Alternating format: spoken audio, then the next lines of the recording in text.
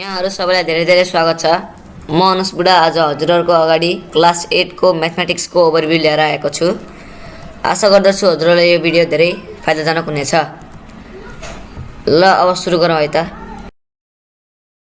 ल त्यसो भए हाम्रो म्याथमेटिक्सको पहिलो च्याप्टर रहेको छ सेट, जसको अन्तर्गत परेको छ ओभरल्यापिङ एन्ड डिस्जोइन्ट सेट। तर हामी ओभरल्यापिङ एन्ड डिस्जोइन्ट सेटको बारेमा बुझ्नु अघि सेट भनेको के हो जानौँ। A set is a collection of distinct objects, जसको इक्जाम्पल रहेको छ सेट अफ एनिमल्स, जो हो A is equal to cow, tiger, goat, dog etc.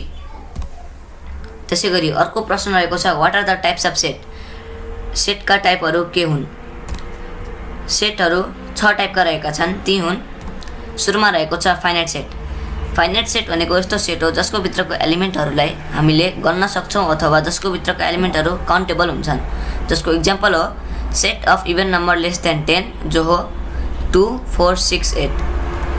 त्यसै गरी अर्को टाइप रहेको छ इन्फाइनाइट सेट, जसको डिफिनेसन रहेको छ इन्फाइनाइट सेट भनेको यस्तो सेट हो जसको भित्रको एलिमेन्टहरूलाई हामीले गन्न सक्दैनौँ अथवा जसको भित्रको एलिमेन्टहरू अनकाउन्टेबल हुन्छन्। यसको इक्जाम्पल रहेको छ a set of number of stars. यसको त्यसै गरी यो रहेको छ 1, 2, 3, 4 अनि कन्टिन्युटी दिएको छ यसलाई। त्यसै गरी अर्को रहेको छ नल और एम्प्टी सेट, जसको परिभाषा हो नल और एम्प्टी सेट भनेको यस्तो सेट हो जसको भित्र एलिमेन्ट हुँदैन अथवा एम्प्टी सेट पनि भन्न सकिन्छ। त्यसको इक्जाम्पल हो set of no element is equal to blank. अनि यसलाई हामीले यो चिन्हले पनि जनाउन सक्छौँ। त्यसै गरी अर्को रहेको छ सिङ्गलेटन सेट। अब सिङ्गलेटन सेट भनेको यस्तो सेट हो जसको भित्र एउटा मात्र एलिमेन्ट रहेको हुन्छ। जसको इक्जाम्पल हो सेट अफ सिङ्गल एलिमेन्ट, जो हो 7।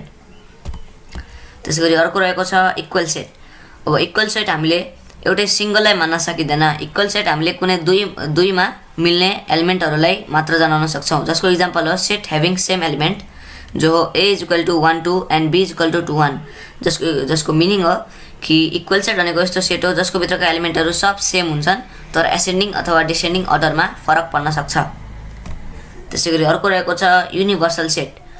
युनिभर्सल सेटको परिभाषा रहेको छ युनिभर्सल सेट भनेको यस्तो सेट हो जसको भित्रको एलिमेन्टहरू पोसिबल, जति त्यहाँभित्र कन्टेनिङ हुन्छ नि सब पोसिबल, केहीसँग पोसिबल हुनसक्छ अथवा चाहिँ नि युनिभर्सल सेट भनेको a set that contains all possible element.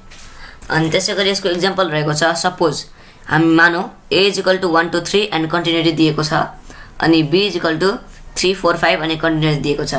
त्यसै गरी यसको युनिभर्सल सेट के होला भन्ने हामीले सोच्नुपर्ने हुन्छ। त्यसपछि हामीलाई एन्सर आएको हुन्छ U is equal to universal set is equal to 1, 2, 3, 4, 5 अनि कन्टिन्युटी। ल त्यसै गरी यही सेट च्याप्टर अन्तर्गत पढ्ने भेन डायग्रामका बारेमा अनि हामी केही बुझ्नेछौँ।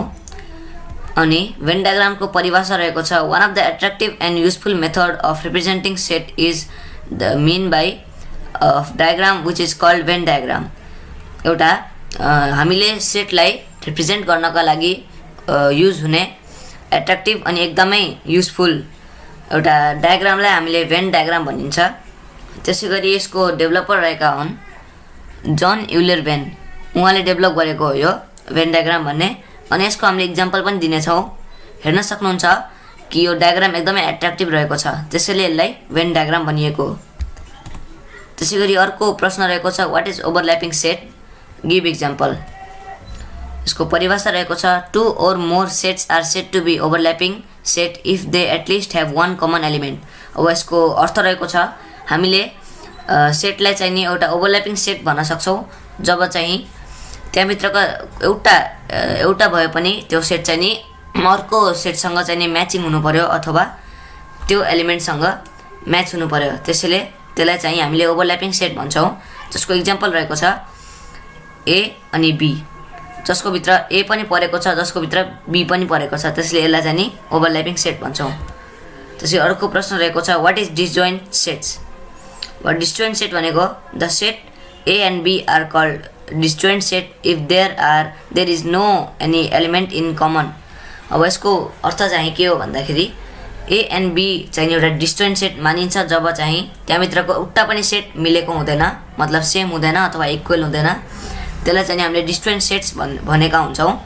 यसको मैले यता एउटा तस्बिर पनि राखेको छु, हजुरहरू हेर्न सक्नुहुन्छ, जसको भित्र रहेको छ 1 2 4 6 8 3 9 10 12। यसको ए अनि बी भित्रका सबै एलिमेन्टहरू पुरा फरक रहेका छन्।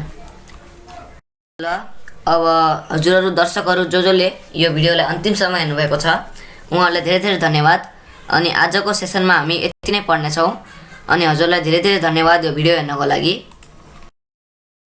ल यो भिडियो हेरिसकेपछि हजुरलाई धेरै धेरै धन्यवाद दिँदै यो भिडियो हेरिसकेपछि सब्सक्राइब हान्न पनि नबिर्सिनु होला अनि लाइक हान्न पनि नबिर्सिनु होला।